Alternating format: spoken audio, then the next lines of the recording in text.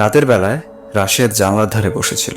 হঠাৎ সে দেখল গোরস্থানের দিকে কয়েকটি সাদা ছায়ামূর্তি যাচ্ছে। তারা মানুষের মতো দেখতে, কিন্তু তাদের চলাফেরা অস্বাভাবিক। রাশেদ ঠিক করলো, যাই হোক না কেন সে এই রহস্যর সমাধান করবে। রাত গভীর হলো।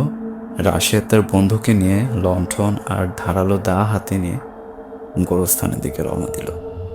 বন্ধুটি বারবার বারণ করছিল, কিন্তু রাশেদ শোনেনি। তারা যখন গোরস্থানের কাছে পৌঁছালো, চারপাশের পরিবেশ থমথমে, গাছের পাতাগুলো পর্যন্ত যেন নিঃশব্দ।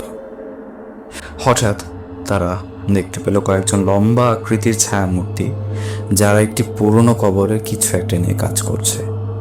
তাদের সাদা পোশাক আর লালচে চোখ অস্বাভাবিক ঠেকছিল। রাশেদ আর তার বন্ধু গাছের আড়ালে লুকিয়ে সব দেখছিল। তারা দেখল সেই ছায়ামূর্তিরা একটি লাশ মাটির নিচে রাখছে।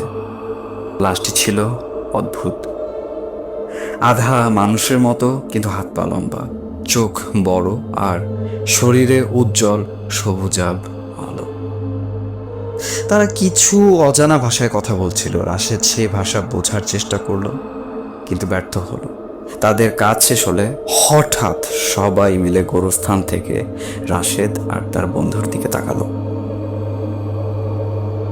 তাদের লালচে চোখ একদম রাশেদ আর তার বন্ধুর দিকে থেমে গেল।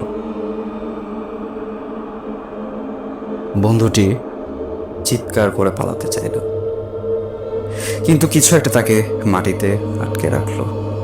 রাশেদ বুঝতে পারল সে বড় ভুল করেছে। মাটির নিচ থেকে কেমন যেন এক অদৃশ্য শক্তি তাদের টেনে ধরেছে। বন্ধুটি দৌড়ানোর চেষ্টাও করলো, তারপর পা মাটির সঙ্গে লেগে যাচ্ছিল। রাশেদ প্রাণপণে দৌড়াতে লাগলো, কিন্তু পেছন থেকে ভয়ঙ্কর গর্জন শোনা যাচ্ছিল। যখন রাশেদ গ্রামে ফিরে এলো, সে ছিল অর্ধপাগল অবস্থায়। সে বলতে লাগলো, ওরা ওরা মানুষ না, ওরা এখানে দাফন করে তাদের লাশ, কিন্তু তারা মরে না, তারা জীবন্ত। পরদিন সকালে গ্রামের সবাই রাশেদের বন্ধুকে খুঁজতে গেল, কিন্তু গোরস্থানে তার কোনো চিহ্নই ছিল না। যেখানে তারা লাশ দাফন করেছিল সেখানে মাটি পুরোপুরি অক্ষত। গ্রামবাসী বুঝতে পারল জিনের দাফন সত্যি